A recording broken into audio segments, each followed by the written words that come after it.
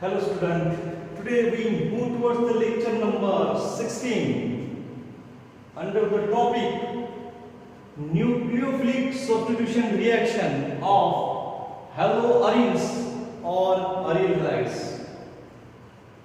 We already seen in previous lectures nucleophilic substitution reaction of alkyl halide. For example, alkyl halide RX plus nucleophile Nu minus. This nucleophile attack on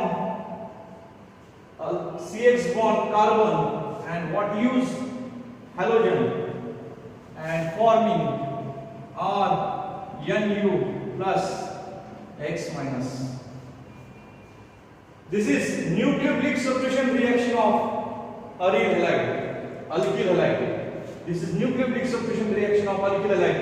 In previous 2 or 3 lectures, we already concluded this nucleophilic substitution reaction of alkyl halide. Now we move towards the point nucleophilic substitution reaction of aryl halide or halobenzene. आता aromatic halides चे आपण nucleophilic substitution reaction पाहिजे. But one should remember that the nucleophilic substitution reaction of haloarenes or aryl halide is very difficult. That's why this aryl halide shows a low reactivity or less reactivity towards nucleophilic substitution reaction. Why aryl halide? Aryl halide is represented by the formula ARX, aromatic ring towards the X. This is aryl halide, and now this aryl halide has less reactivity towards nucleophilic substitution reaction. Nucleophilic substitution reaction. Why the aryl halide is less reactive towards nucleophilic substitution reaction? The number one reason behind it, resonance.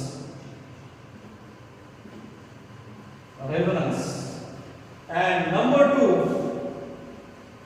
sp2 hybridized carbon.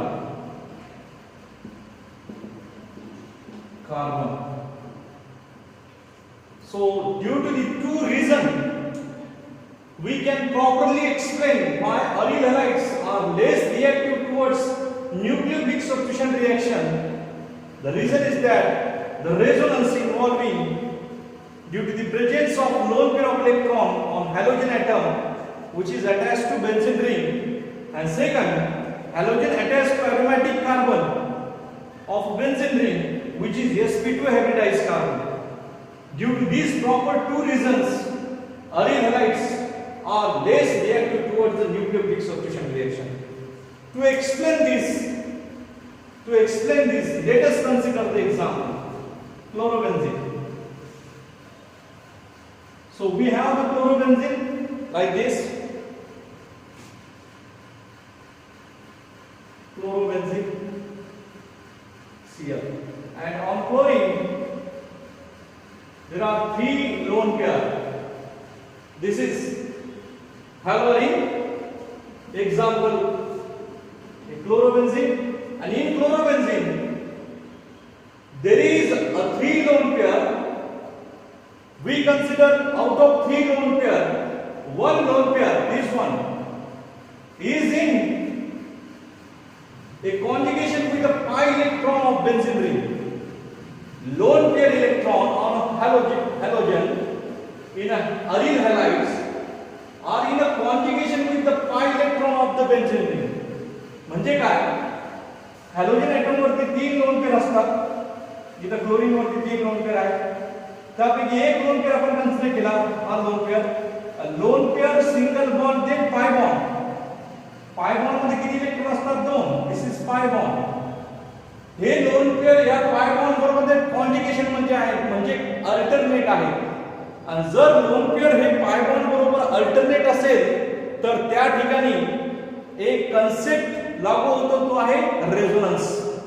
तर या ठिकाणी lone pair कशामध्ये जाणार आहे? Resonance मध्ये जाणार आहे. आपण रेझोनेटिंग स्ट्रक्चर ड्रॉ करूया. This is lone pair on halogen. This shifted between chlorine and carbon. So what forming here? Carbon chlorine double bond. तर ह्या कार्बनला 5 बॉन्ड होते. या कार्बनला 5 बॉन्ड नको म्हणून आपण इथला पाय बॉन्ड ब्रेक करणार आहे आणि नेक्स्ट कार्बन कडे शिफ्ट होणार. दिस इज कॉल्ड ॲज रेझोनन्स. काय स्ट्रक्चर येणार आहे नेक्स्ट? हा लोन पेअर इथं आल्यानंतर डबल बॉन्ड तयार झाला. Double bond Cl. Double bond Cl. इथं lone pair as it is 2 आणि एक लोन पेअर बॉन्ड मध्ये गेला म्हणून पॉझिटिव्ह चार्ज. आणि हा पाय बॉन्ड ब्रेक झाला, इथं शिफ्ट झाला म्हणून इथं निगेटिव्ह चार्ज. राहिलेले pi bond as it is 1 2. हे झालं पहिला resonating structure, first resonating structure. आता पुन्हा रेझोनन्स आहे. निगेटिव्ह चार्ज, नंतर इथं सिंगल बॉन्ड आहे, नंतर पाय बॉन्ड. हा निगेटिव्ह चार्ज आपण इथे शिफ्ट करूया बिटवीन 2 कार्बन. हा पाय बॉन्ड इथे शिफ्ट होईल नेक्स्ट कार्बन कडे. तर काय रेझोनेटिंग स्ट्रक्चर येईल? रेझोनेटिंग स्ट्रक्चर मिळणार आपल्याला. हा निगेटिव्ह चार्ज इथे शिफ्ट झाला बिटवीन 2 कार्बन. इथं आला पाय बॉन्ड. इथं ऑलरेडी एक पाय बॉन्ड आहे, ते देऊन टाकूया. आणि इथला पाय बॉन्ड ब्रेक होऊन ह्या कार्बन कडे आलाय. इथं कोणता चार्ज येईल? Negative charge. झालेला डबल बॉन्ड Cl 1 2 3 4. इथं पॉझिटिव्ह चार्ज. हे नेक्स्ट रेझोनेटिंग स्ट्रक्चर आहे. पुढचं रेझोनेटिंग स्ट्रक्चर हा रेझोनेटिंग स्ट्रक्चर सेकंड. पुन्हा इथं रेझोनन्स आहे पहा. Negative charge, single bond, double bond. हा निगेटिव्ह चार्ज पुन्हा आपण इथे शिफ्ट करूया. इथे तयार होईल पाय बॉन्ड. हा पाय बॉन्ड इथे शिफ्ट होईल, इथे येईल निगेटिव्ह चार्ज. काय स्ट्रक्चर मिळणार आहे पुढचं? Next structure we getting like this. Double bond here, negative charge, double bond Cl 1 2 3 4 आणि इथं पॉझिटिव्ह चार्ज. हा थर्ड रेझोनेटिंग स्ट्रक्चर मिळाला. थर्ड रेझोनेटिंग स्ट्रक्चर मिळाला. नेक्स्ट काय होईल? पुन्हा रेझोनन्स आहे. Negative charge, single bond, double bond. हा निगेटिव्ह चार्ज इथे शिफ्ट करा बिटवीन 2 कार्बन. हा पाय बॉन्ड ब्रेक करा, इथं पॉझिटिव्ह चार्ज न्यूट्रल करून टाका. काय रेझोनेटिंग स्ट्रक्चर मिळणार आहे? रेझोनेटिंग स्ट्रक्चर मिळेल डबल बॉन्ड इथं आला डबल बॉन्ड. इथं सिंगल बॉन्ड कारण की हा पाय बॉन्ड ब्रेक होऊन इथे शिफ्ट झालाय. तर Cl 1 2 3 4 इथं 2 इलेक्ट्रॉन आले. So this is a resonating structure of chlorobenzene. इथले लोन पेअर आपण इथे शिफ्ट केल्यानंतर इथं CCl बॉन्ड जो होता अरिल हॅलाइड मध्ये त्याला डबल बॉन्ड कॅरेक्टर तयार झालं आणि हा पाय बॉन्ड पुढे ढकलल्यामुळे या कार्बनवरती काय आलं? Negative charge. या कार्बनवरती निगेटिव्ह चार्ज आल्यामुळे पुन्हा रेझोनन्स आहे. Negative charge, single bond, then double bond. तो निगेटिव्ह चार्ज या कार्बन 2 कार्बनच्या मध्ये शिफ्ट केला तर पुढचा पाय बॉन्ड पुढच्या कार्बनकडे शिफ्ट होणार आहे. तर इथे निगेटिव्ह चार्ज येईल, इथं पाय बॉन्ड येणार. पुन्हा negative charge, single bond, double bond. तो निगेटिव्ह चार्ज इथे शिफ्ट केला बिटवीन 2 कार्बन तर हा पाय बॉन्ड पुढे ढकलला जाईल. इथे निगेटिव्ह चार्ज येईल, आपण इथे दाखवला तो. आणि negative charge, single bond, double bond. तो निगेटिव्ह चार्ज पुन्हा इथे शिफ्ट केल्यानंतर हा पाय बॉन्ड ब्रेक होऊन इथे शिफ्ट होईल. तर आपल्याला ओरिजिनल स्ट्रक्चर मिळेल. हा ह्या स्ट्रक्चरचं ह्या फर्स्ट स्ट्रक्चरचा हा फिफ्थ स्ट्रक्चर काय आहे सांगा? Resonating form. तर हॅलोअरिन्स म्हणजे क्लोरोबेन्झीन मध्ये आपण जेव्हा रेझोनेटिंग स्ट्रक्चर पाहतो टोटल 1 2 3 4 आणि 5 रेझोनेटिंग स्ट्रक्चर मिळाले. त्यापैकी आपण रेझोनेटिंग स्ट्रक्चर सेकंड पहा, थर्ड पहा आणि फोर्थ पहा. सेकंड, थर्ड आणि फोर्थ मध्ये आपल्याला काय दिसेल? हा जो CX बॉन्ड होता, CCl बॉन्ड होता सुरुवातीला पहिल्या स्ट्रक्चर मध्ये CCl बॉन्ड, तो सिंगल बॉन्ड होता. आता सेकंड मध्ये, थर्ड मध्ये आणि फोर्थ मध्ये रेझोनेटिंग स्ट्रक्चर मध्ये पहा CCl बॉन्डला डबल बॉन्ड कॅरेक्टर आले. कोणतं कॅरेक्टर आले? Double bond character. असं कशामुळे झालंय? रेझोनन्स मुळे CCl बॉन्ड जो आहे क्लोरोबेन्झिनचा, त्या रेझोनन्स मुळे इथं CCl बॉन्डला डबल बॉन्ड कॅरेक्टर प्राप्त झालंय. जर डबल बॉन्ड कॅरेक्टर आला तर आपल्याला माहिती आहे सिंगल बॉन्ड पेक्षा डबल बॉन्ड स्ट्रॉंगर आणि कसा असतो? शॉर्टर असतो. तर या ठिकाणी CCl बॉन्ड हे 2, 3 आणि 4 रेझोनेटिंग स्ट्रक्चर मध्ये कसं दिसतं? डबली बॉन्डेड दिसतं. हे कशामुळे झालं? रेझोनन्स मुळे झालं. आणि रेझोनन्स मुळे CCl बॉन्ड क्लोरोबेन्झिन मधलं डबल बॉन्ड कॅरेक्टर ऍक्वायर करतं आणि डबल बॉन्ड कॅरेक्टर ऍक्वायर केलं तर तिथं बॉन्ड लेंथ शॉर्टर होते आणि स्ट्रॉंगर होते. म्हणून क्लोरोबेन्झिन मधली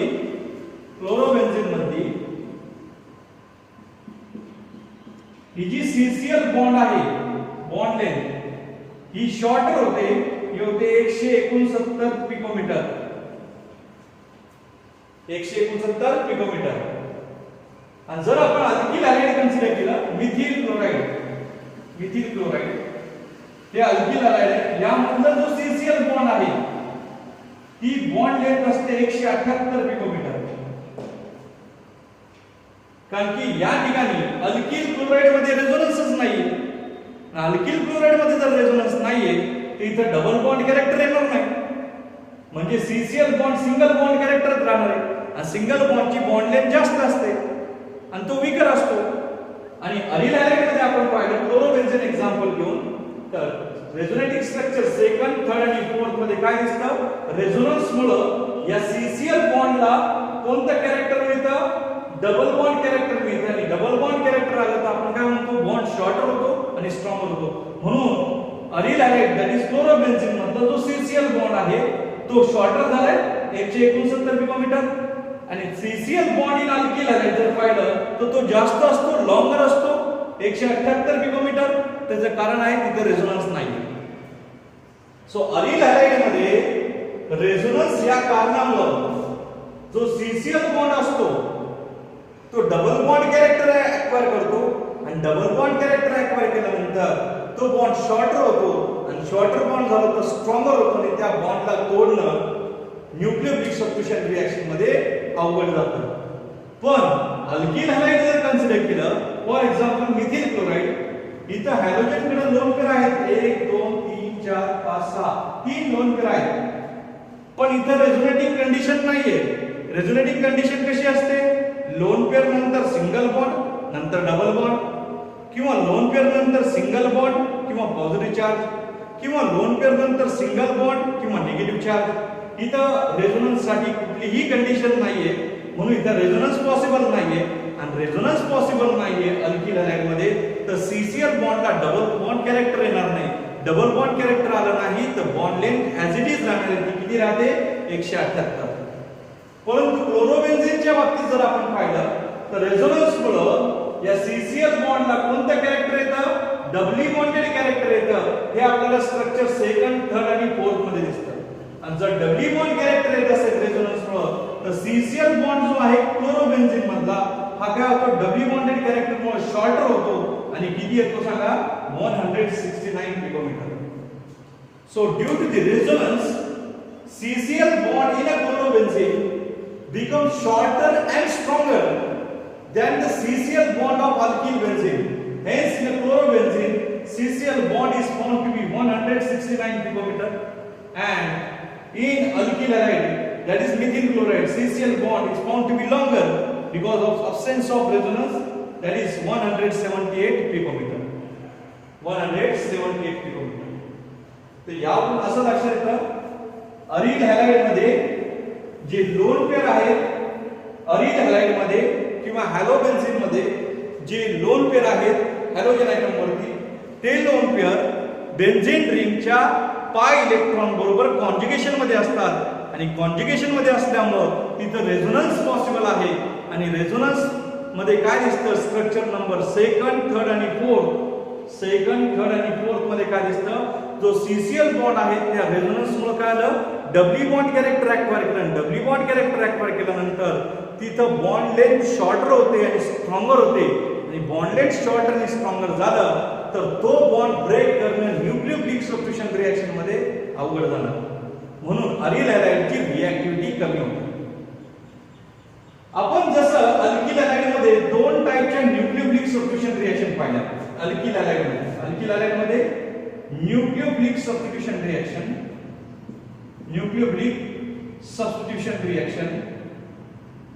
दोन टाइपच्या पाहिल्या. 2 टाइप्स कोणकोणत्या? एक SN2 मेकॅनिझम आणि एक SN1 मेकॅनिझम. तर आपण अरिल हॅलाइडच्या बाबतीत सुद्धा प्रयत्न करून पाहूया.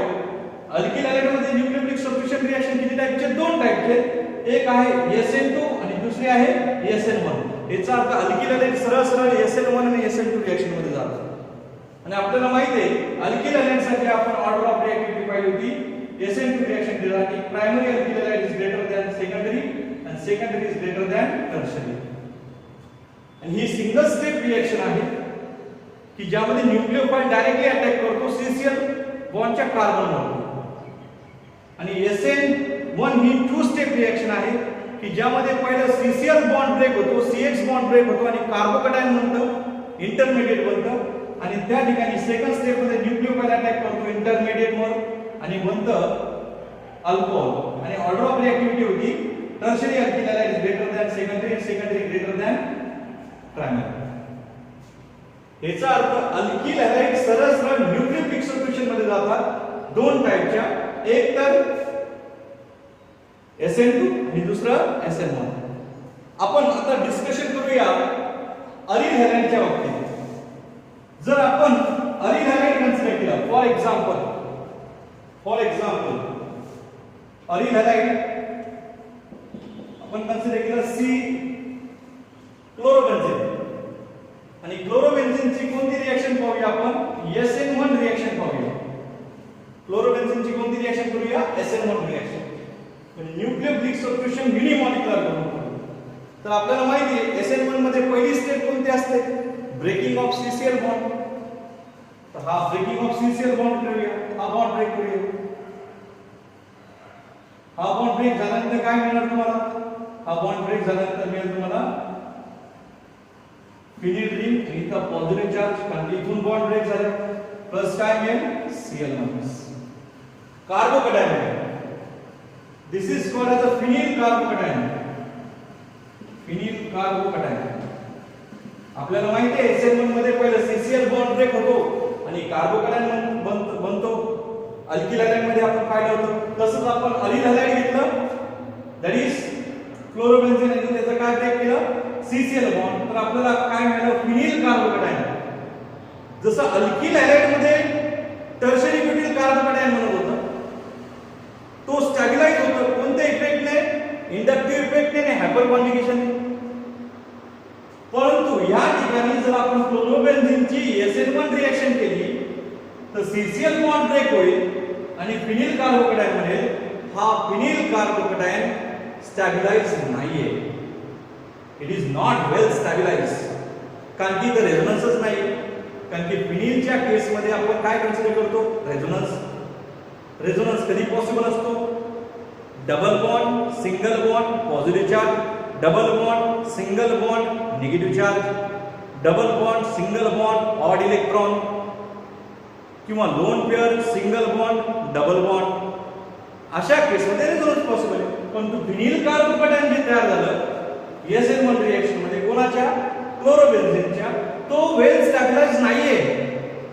It is not stabilized by any structural effect. That is hyperconjugation possible नाही, इंडक्टिव्ह इफेक्ट पॉसिबल नाही, रेझोनन्स पॉसिबल नाही. का पॉसिबल नाही ते पाहूया. कारण की इथं पहा डबली बॉन्डेड कार्बन वरती, हा डबली बॉन्डेड कार्बन आहे, या कार्बन वरती पॉझिटिव्ह चार्ज आहे. आणि रेझोनन्स कधी होतो?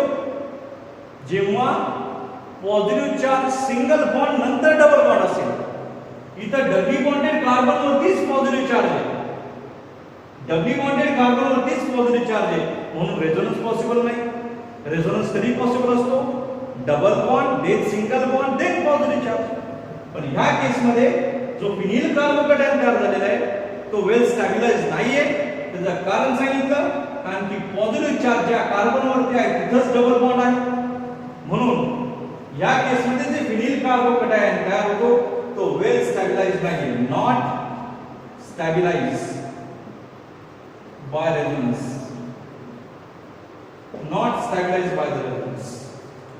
पण आपण जर अल्किल हॅलाइडचा विचार केला तर तिथं टर्शरी ब्युटिल क्लोराइड हे रिएक्टंट घेतलं होतं आणि पहिल्या स्टेप मध्ये काय बनवलं होतं, टर्शरी ब्युटिल कार्बोकॅटायन, आणि त्या ठिकाणी तो टर्शरी ब्युटिल कार्बोकॅटायन प्लेनर तयार झाला होता. इथं पण हा पण प्लेनर आहे. त्या ठिकाणी टर्शरी ब्युटिल कार्बोकॅटायन हा वेल स्टॅबिलाइज होता. कोणत्या इफेक्टने, रेझोनन्स सॉरी कोणत्या इफेक्टने, हायपर कॉन्जुगेशनने आणि इंडक्टिव्ह इफेक्टने. पण अरिल हॅलाइडच्या बाबतीत जो फिनिल कार्बोकॅटायन म्हणतो तो वेल स्टॅबिलाइज नाहीये. मग फिनिल कार्बोकॅटायन जर वेल स्टॅबिलाइज नाहीये तर मग SN1 रिएक्शन पॉसिबल नाही. म्हणून लक्षात ठेवा, CCl बॉन्ड ब्रेक झाल्यानंतर SN1 रिएक्शन मध्ये फिनिल कार्बोकॅटायन बनतं आणि तो स्टॅबिलाइज नाहीये. म्हणून क्लोरोबेन्झीनची SN1 रिएक्शन पॉसिबल नाहीये, म्हणजे न्यूक्लियोफिलिक सबस्टिट्यूशन रिएक्शन पॉसिबल नाही. लक्षात आलं. त्यानंतर आपण SN2 रिएक्शन करण्याचा प्रयत्न करूया. SN2 रिएक्शन, आता SN2 रिएक्शन मध्ये काय, आपण क्लोरोबेन्झीन घेऊया. क्लोरोबेन्झीन आणि SN2 रिएक्शन मध्ये न्यूक्लियोफाइल घेऊया OH-, कारण की SN2 रिएक्शन मध्ये सबस्ट्रेट आणि न्यूक्लियोफाइल एका स्टेप मध्ये इन्व्हॉल्व होतात. तुम्हाला माहिती आहे आपण अल्किल हॅलाइडची रिएक्शन केली होती, RX + OH-, slow step, that is rate determining step, आणि न्यूक्लियोफाइल बॅक साइड अटॅक करत होता आणि इथून काय निघत होता, X, आणि काय तयार होत होता, ट्रान्झिशन स्टेट तयार होती. इथं CH3 घेऊया, CH3X H H H dot dot dot X. हे अल्किल हॅलाइडचं मेकॅनिझम आहे. तिथं न्यूक्लियोफाइल OH- बॅक साइडने अटॅक करतो. परंतु क्लोरोबेन्झीन किंवा अरिल हॅलाइडच्या केसमध्ये न्यूक्लियोफाइल बॅक साइडने अटॅक करू शकत नाही, कारण की इथं अरोमॅटिक रिंग आहे आणि अरोमॅटिक रिंग असल्यामुळं आपण न्यूक्लियोफाइलचं बॅक साइड अटॅक करू शकत नाही. म्हणून SN2 रिएक्शन पॉसिबल नाही. सो अरिल हॅलाइडची SN2 रिएक्शन का पॉसिबल नाहीये, त्याचं कारण सांगितलं.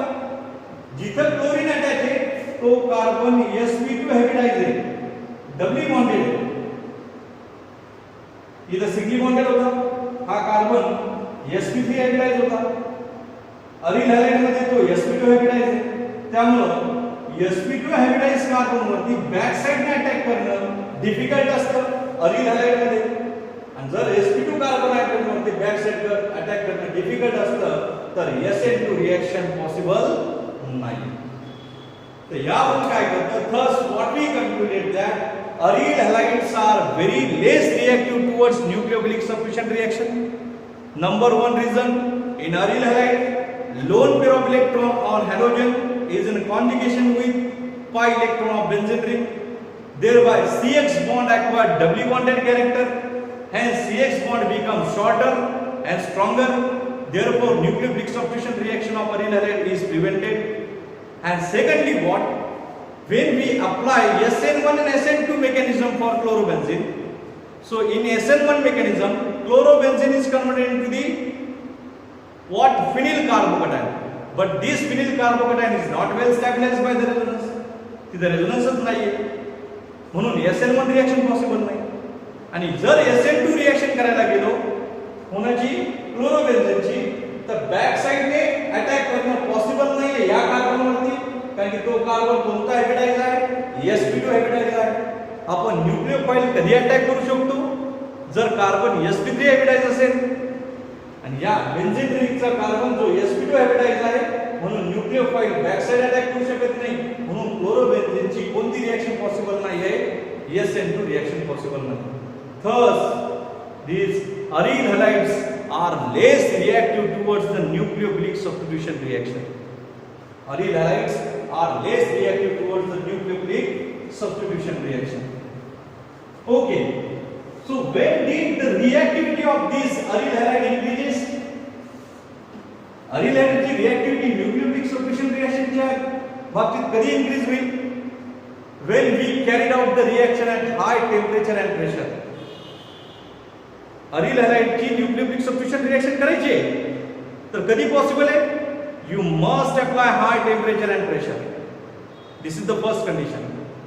And second condition is that when we can apply or we can introduce electron withdrawing group on aryl halide at certain position, that is ortho and or para position, then nucleophilic substitution reaction rate goes on increases. Greater is the number of electron withdrawing group on aryl halide, greater is the rate of nucleophilic substitution reaction. म्हणजे काय, आपण आता पाहिलं alkyl halide ची nucleophilic substitution reaction faster होते, पण aril halide ची faster होत नाही. कारण बघितलं, एक तर रेझोनन्स आहे आणि दुसरं कारण बघितलं बॅक साइड अटॅक होऊ शकत नाही कारण की sp2 हायब्रिडाइज कार्बन आहे.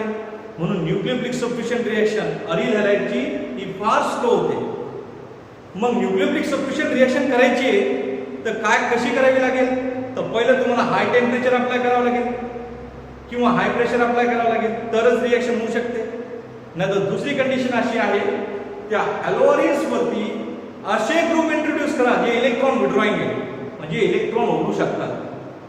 For example NO2 group, for example carboxylic acid group COOH group, for example cyanide group, for example aldehyde group. These are electron withdrawing group, and when such electron withdrawing group you can introduce at ortho and or para position or at both position, then the rate of nucleophilic substitution reaction of aryl halide increases. म्हणजे समजून घ्या, क्लोरोबेन्झीन ची nucleophilic substitution reaction करायची आपल्याला NaOH बरोबर Na+OH-. हा Cl आपल्याला replace करावा लागेल OH- या कार्बन वरती अटॅक करायला. Not possible, not possible. When the rate of this reaction increases, rate of this reaction increases at high temperature and pressure, possible. And when the reaction is possible, when we introduce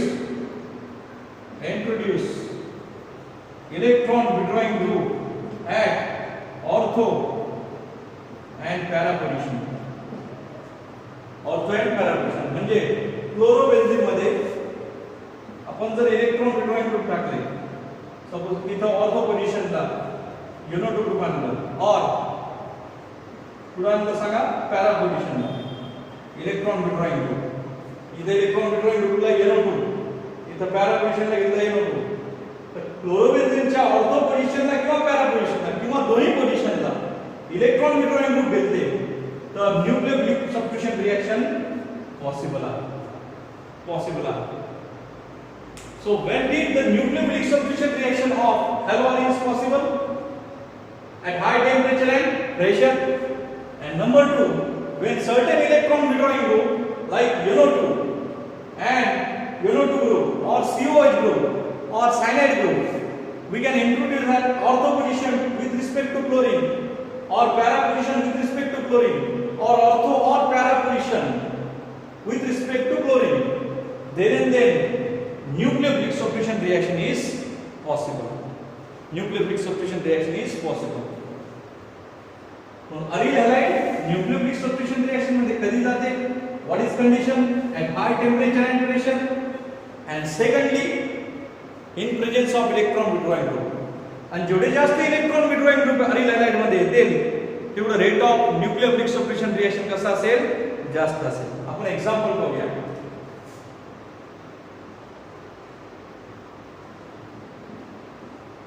What is here? Cl. Here electron withdrawing group कोणते घेतलंय? NO2. आता nucleophilic substitution reaction possible आहे. तो OH- घेतलंय in presence of 433 kelvin high temperature reaction कशी possible आहे बघा. आणि न्यूक्लियोफाइल इथे अटॅक करेल या कार्बन वरती, इथून काय निघून जाणार आहे Cl. सो प्रोडक्ट काय मिळणार आहे आपल्याला, प्रोडक्ट मिळेल double bond double bond double bond, इथे येणार OH, इथे येणार NO2 आणि इथून काय निघून गेलं Cl.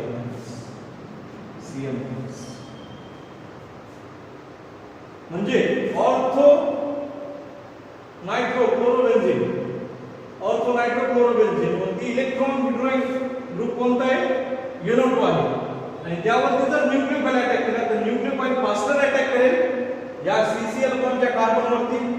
त्याच्या कारण electron withdrawing group rate of nucleophilic substitution रिएक्शनचं वाढवतो, इलेक्ट्रॉन विड्रॉइंग ग्रुप रेट वाढवतो सबस्टिट्यूशन रिएक्शनचं, ऍक्टिव्हेट करतो या क्लोरीनला, म्हणून OH इझिली अटॅक करतो या कार्बन वरती, काय निघून जातो Cl.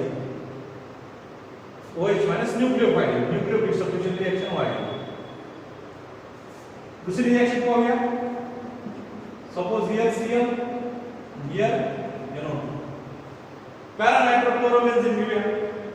आता इलेक्ट्रॉन विड्रॉइंग ग्रुप कोणता आहे NO2 आहे, इलेक्ट्रॉन विड्रॉइंग ग्रुप कोणता आहे NO2 आहे. न्यूक्लियोफिलिक सबस्टिट्यूशन रिएक्शन करूया. NaOH और तुम्ही सोडियम कार्बोनेट घेऊ शकता बेस म्हणून, आणि टेम्परेचर 413 केल्विन, 413 केल्विन. काय रिएक्शन होणार आहे Na+OH-, OH- इथे अटॅक करेल या कार्बन वरती, काय निघून जाईल Cl. आणि काय होणार आहे double bond double bond double bond, इथं OH, इथे NO2. सबस्टिट्यूशन केलं न्यूक्लियोफाइलने, कोणाचं Clचं. हा Cl निघून गेला, कोणामुळे electron withdrawing group at para position. So what is here Cl-. So what form in both cases? In first case forming orthonitrophenol, this is phenol, orthonitrophenol, आणि दुसऱ्या केस मध्ये काय झालं पॅरानायट्रोफेनॉल.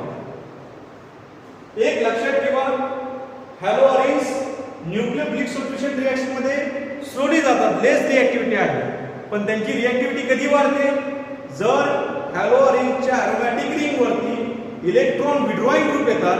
कोणकोणते इलेक्ट्रॉन विड्रॉइंग ग्रुप NO2 किंवा COOH किंवा COH किंवा cyanide सारखे इलेक्ट्रॉन विड्रॉइंग ग्रुप येतात. कोणत्या पोझिशनला, ऑर्थो पोझिशनला किंवा पॅरा पोझिशनला, तर न्यूक्लियोफिलिक सबस्टिट्यूशन रिएक्शन फास्टर होते, हे आपण इथं पाहिलं. पण प्युअरली क्लोरोबेन्झीनची रिएक्शन तुम्ही केली न्यूक्लियोफाइल बरोबर, तर ती रिएक्शन डिफिकल्टीने होते, त्यावेळेस हाय टेम्परेचर आणि हाय प्रेशर लागतं. अदरवाइज प्युअरली क्लोरोबेन्झीन न्यूक्लियोफाइल बरोबर रिएक्ट करून फिनॉल बनवता येत नाही. या केसमध्ये ऑर्थोनायट्रोक्लोरोबेन्झीन OH- च्या सानिध्यात रिएक्ट केलं ॲट अबाउट 433 केल्विन, तर काय बनलं ऑर्थोनायट्रोफिनॉल. OH- ने कोणाला सबस्टिट्यूट केलं क्लोरीनला, कशामुळे इलेक्ट्रॉन विड्रॉइंग ग्रुप NO2 मुळे, ते ऑर्थो पोझिशनला. दुसऱ्या वेळेस आपण इलेक्ट्रॉन विड्रॉइंग ग्रुप पुढे घेतला पॅरा पोझिशनला, तर OH- ने कोणाला सबस्टिट्यूट केलं क्लोरीनला 413 केल्विनला, आणि काय बनलं पॅरानायट्रोफेनॉल बनलं. So what this indicate that electron withdrawing group can facilitate nucleophilic substitution reaction in aryl halide और हॅलोबेन्झीन, इन अरिल हॅलाइड और हॅलोबेन्झीन. अजून एक रिएक्शन पाहूया. If we taken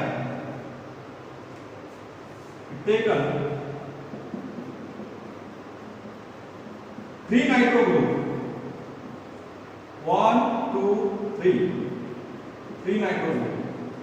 So what is the name of this compound? 2,4,6 trinitrochlorobenzene, 2,4,6 trinitrochlorobenzene. आता या ठिकाणी दोन ortho पोझिशनला 2 मायक्रो आणि एक पॅरा पोझिशनला, जेवढे इलेक्ट्रॉन विड्रॉइंग ग्रुप जास्त तेवढी न्यूक्लियोफिलिक सबस्टिट्यूशन रिएक्शनचा रेट कसा असणार आहे जास्त असणार आहे. म्हणून इथे रिएक्शन कशी होते, आपण जर न्यूक्लियोफाइल घेतलं water, what is the nucleophile because it has lone pair, आणि वॉटर बरोबर जर वॉर्म केला आपण वॉर्म, कशी रिएक्शन होते इथून Cl रिप्लेस केला जातो H ने, HCl निघून जाईल आणि OH सबस्टिट्यूट करेल या क्लोरीनला. काय बनणार आहे? इथे येणार OH, NO2, NO2, NO2. काय निघून गेलं इथून? HCl. So forming 2,4,6 trinitrophenol. 2,4,6 trinitrophenol. या केस मध्ये जर तुम्ही फक्त पाहिलं तर न्यूक्लियोफाइल वॉटर यूज केलंय आणि वॉर्म केलंय. हीटिंग नाही केलं, वॉर्म केलं, फक्त कोमट पाण्याबरोबर रिएक्शन केली तर न्यूक्लियोफिलिक सबस्टिट्यूशन रिएक्शन घडून आली. कारण इथे इलेक्ट्रॉन विड्रॉइंग ग्रुप किती आहे? 1 2 3. जेवढे जास्त इलेक्ट्रॉन विड्रॉइंग ग्रुप ऑर्थो आणि पॅरा पोझिशनला तेवढं rate of nucleophilic substitution reaction क्लोरोबेन्झीनचा किंवा हॅलोअरिनचं कसं असतं? जास्त असतं. या तिन्ही रिएक्शन म्हणून असं कळतं इलेक्ट्रॉन विड्रॉइंग ग्रुप जर हॅलोअरिन्स वरती आले तर न्यूक्लियोफिलिक सबस्टिट्यूशन रिएक्शन कसं होतं सांगा? जास्त फास्टर रेट होतो त्यांचा. Rate of nucleophilic substitution reaction become faster. I am asking question to you. Give correct order of nucleophilic substitution reaction. Nucleophilic substitution reaction for following compound. For following compound.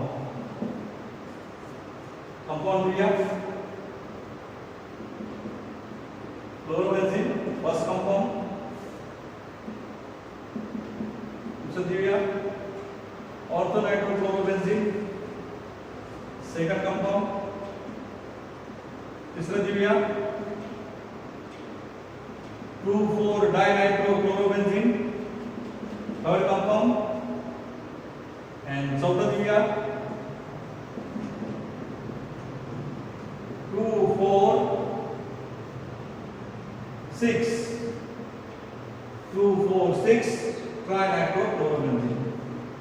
trinitrophenol. चार compound consider करा. 1 2 3 आणि 4 आणि विचारलं correct order of nucleophilic substitution reaction सांगा. Nucleophilic substitution म्हणजे OH- बरोबर सगळ्यात faster कोण रिएक्ट करेल?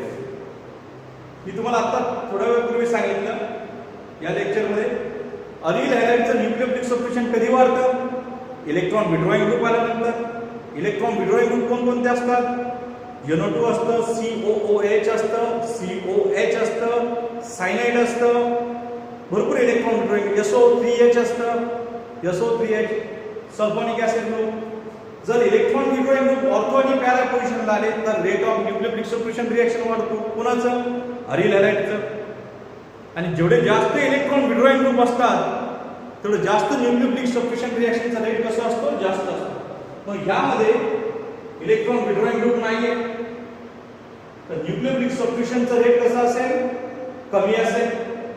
यामध्ये इलेक्ट्रॉन विड्रॉइंग ग्रुप 1 आहे, याच्यापेक्षा न्यूक्लियोफिलिक सबस्टिट्यूशनचा रेट कसा असेल? थोडा वाढेल.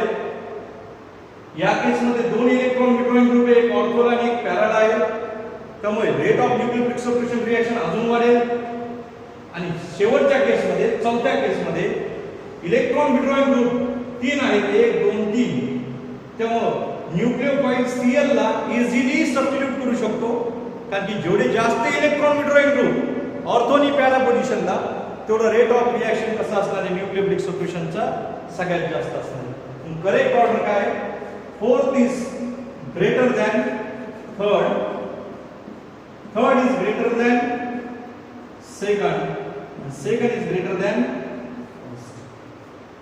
So what is correct order of nucleophilic substitution reaction of compounds? First, second, third, fourth. Fourth is greater than third, third is greater than second, and second is greater than first. कारण काय?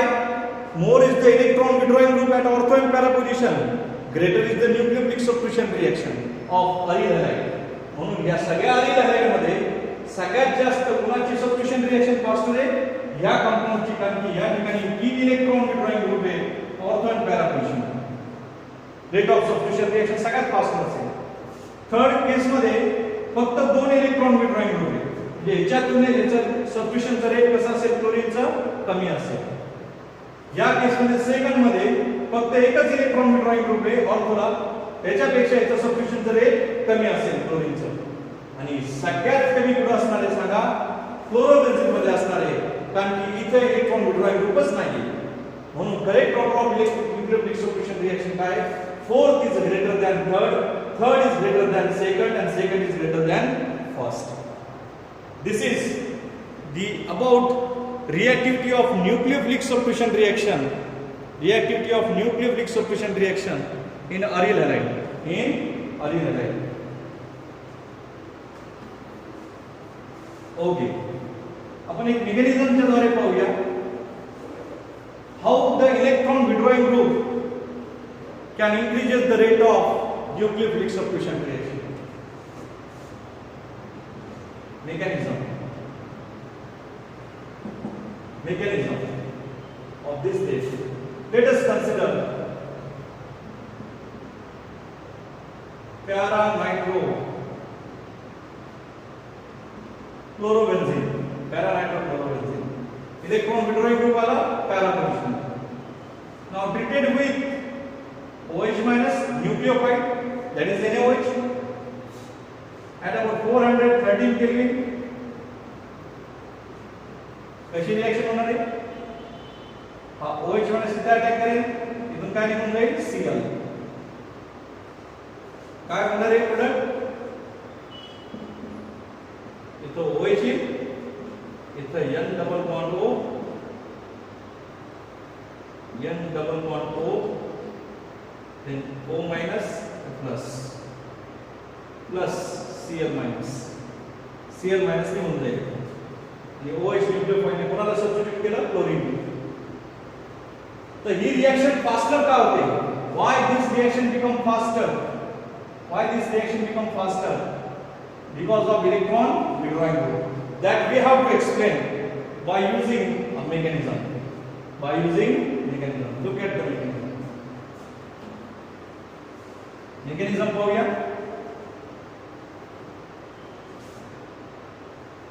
Let us consider the structure again. Double bond, double bond, double bond. पहला position का पूरा group होता nitro. असं लिहूया double bond हो, O minus plus charge. नायट्रोजनला 4 बॉन्ड झाले म्हणून प्लस चार्ज, ऑक्सिजनला 1 बॉन्ड झाला म्हणून निगेटिव्ह चार्ज. हे तर तुमचं क्लोरीन Cl. आता कसला अटॅक करणार आपण? 413 केल्विनला nucleophile. That is slow state. कशी स्टेप ही? Slow step. आता न्यूक्लियोफाइलचा अटॅक करूया या कार्बनवरती, जो sp2 हायब्रिडाइज कार्बन आहे. आता इथे अटॅक केल्यानंतर कार्बनला किती बॉन्ड होतील? 5. कार्बनला 5 बॉन्ड नसतात, पण आपण पाय बॉन्ड ब्रेक करूया, इथे शिफ्ट करूया या कार्बनवरती. तर पहिला रेझोनेटिंग स्ट्रक्चर काय मिळणार तुम्हाला? फर्स्ट रेझोनेटिंग स्ट्रक्चर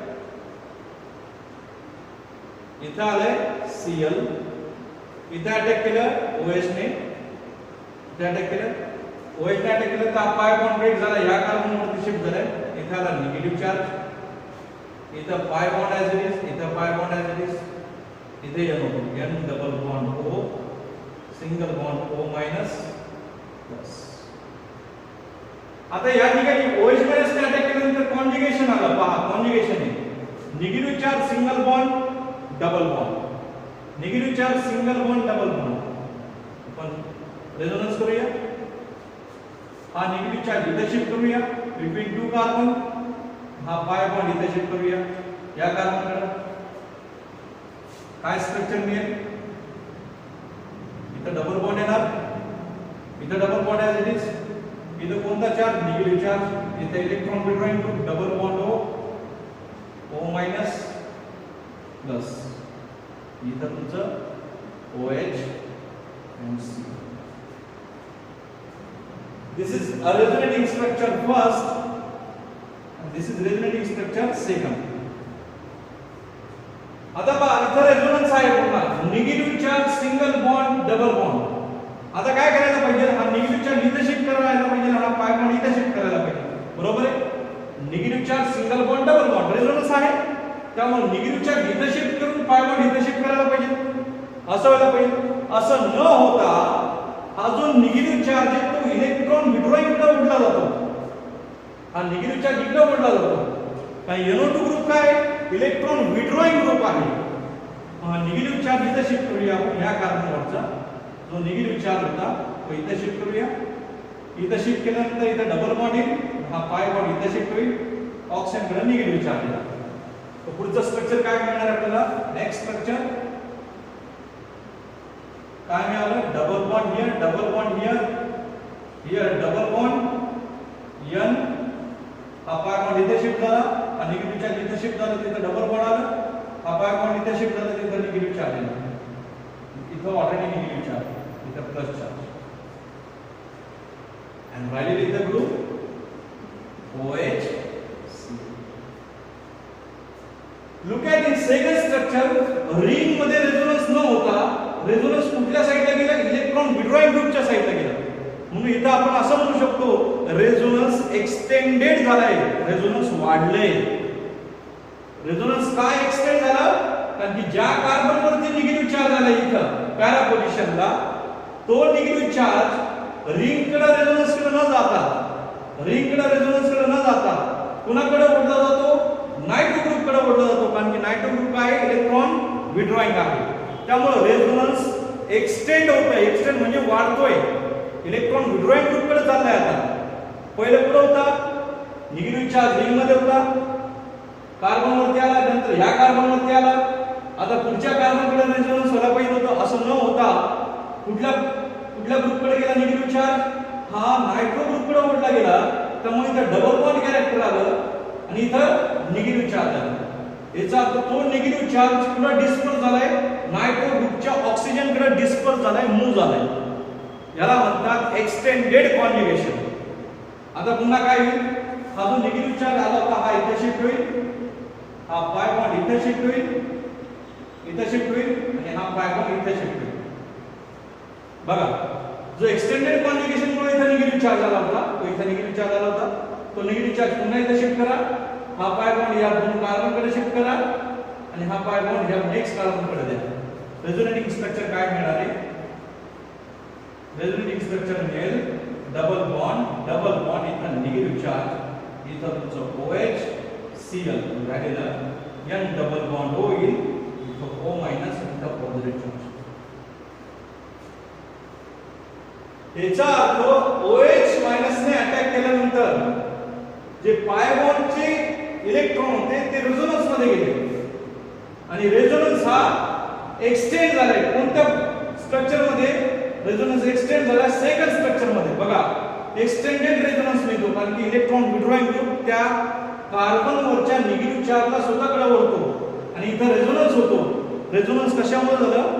जो कार्बन वरचा निगेटिव्ह चार्ज आहे तो इलेक्ट्रॉन विड्रॉइंग कडे ओढला गेला, NO2 ग्रुप कडे ओढला गेला, म्हणून कॉन्जुगेशन एक्सटेंड झालं. कॉन्जुगेशन एक्सटेंड झाल्यानंतर हा जो कार्बेनियन आहे, कार्बेनियन म्हणजे कार्बन वरती निगेटिव्ह चार्ज, तो वेल स्टॅबिलाइज होतो आणि जर कार्बन वरचं निगेटिव्ह चार्ज वेल स्टॅबिलाइज झालं तर ती स्पेसिस स्टेबल होते आणि फास्टर रिएक्शन मध्ये जाते. सो इथं आपण जर पाहिलं रेझोनन्स मुळे निगेटिव्ह चार्ज कोणत्या पोझिशनला आलं होतं? पॅरा पोझिशनला आलं होतं. तो पॅरा पोझिशनचा निगेटिव्ह चार्ज पुढं या पाय बॉन्डला ढकलण्यासाठी कामी आला असता, कारण की पुढचं रेझोनन्स कंटिन्यू झालं असतं. तसं न होता निगेटिव्ह चार्ज हा इलेक्ट्रॉन विड्रॉइंग ग्रुप कडे ओढला जातो आणि तिथे काय घडतं? तिथे घडतं एक्सटेंडेड कॉन्जुगेशन. एक्सटेंडेड कॉन्जुगेशन मुळे जो कार्बेनियन आहे तो वेल स्टॅबिलाइज होतो आणि जर कार्बेनियन वेल स्टॅबिलाइज झाला तर रिएक्शनचा रेट काय होतो? फास्टर होतो. आता लास्ट स्टेप मध्ये बघा, हा जो कार्बेनियन तयार झाला लास्ट स्टेप मध्ये डबल बॉन्ड इथं निगेटिव्ह चार्ज, इथं होतं OH, इथं होतं Cl, इथं N double bond O minus plus charge. हा कार्बेनियन वेल स्टॅबिलाइज झाला. कशामुळे सांगितलं? एक्सटेंडेड कॉन्जुगेशन मुळे. कोणाच्या? इलेक्ट्रॉन विड्रॉइंग ग्रुपच्या. आता हा निगेटिव्ह चार्ज इथं शिफ्ट करा, इथं तयार होईल डबल बॉन्ड आणि लिव्हिंग ग्रुप Cl बाहेर काढून टाका. लिव्हिंग ग्रुप Cl बाहेर काढून टाका. ही स्टेप असते फास्ट स्टेप. शेवटचं रेझोनेटिंग स्ट्रक्चर घेतलं, तो निगेटिव्ह चार्ज इथं शिफ्ट केलाय आणि काय काढून टाकले Cl. तर आपल्याला काय मिळणार आहे double bond double bond double bond इथं OH इथे NO2 para-nitrophenol. This is nucleophilic substitution reaction of para-nitrophenol and its mechanism. तर या para-nitrophenolचं रेट ऑफ रिएक्शन काय वाढतं जेव्हा OH मायनस इथे अटॅक करतो या कार्बन वरती इथं क्लोरीन अटॅच आहे त्यामुळे हा पाय बॉन्ड ब्रेक होऊन कार्बन कडे शिफ्ट होतो रेझोनन्स मुळे पुन्हा तो निगेटिव्ह चार्ज इथे शिफ्ट होतो पाय बॉन्ड पुढच्या कार्बन कडे शिफ्ट होतो आणि इथे कार्बेनियम येतं कार्बेनियमचा जो निगेटिव्ह चार्ज आहे तो negative charge electron withdrawing group कडे शिफ्ट होतो दॅट इज नायट्रो ग्रुप कडे शिफ्ट होतो त्यामुळे कॉन्जुगेशन काय होतं एक्सटेंड होतं आणि कॉन्जुगेशन एक्सटेंड झालं हा जो कार्बेनियम तयार झालेला आहे शेवटच्या स्टेप मध्ये तो कार्बेनियम वेल स्टॅबिलाइज होतो आणि कार्बेनियम नंतर हा निगेटिव्ह चार्ज इथे शिफ्ट झाला नंतर काय निघून गेलं क्लोरीन तर काय म्हणलं para-nitrophenol ही रिएक्शन कशी होते फास्टर होते because of the attack of OH minus on para-nitrochlorobenzene the carbanium in a second structure is well stabilized due to the extended conjugation and well stabilized carbanium involved in a nucleophilic substitution reaction increases the rate of nucleophilic substitution reaction. या पद्धतीने तुम्ही electron withdrawing group असलेले हॅलोअरेन्सचं mechanism दाखवू शकता असंच mechanism तुम्ही homework म्हणून पॅरानायट्रो तुम्ही दाखवले तसं ऑर्थोनायट्रोचं दाखवू शकता homework for you nucleophilic substitution reaction of aryl halide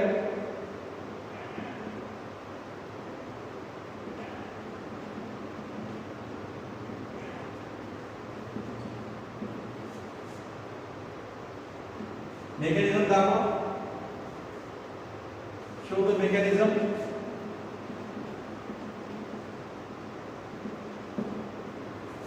homework first second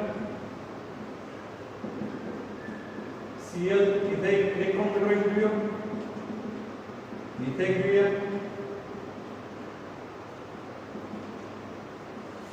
OH minus so you have to show the mechanism of this nucleophilic substitution reaction of orthonitrophenol and 2,4-dinitrochlorobenzene in detail.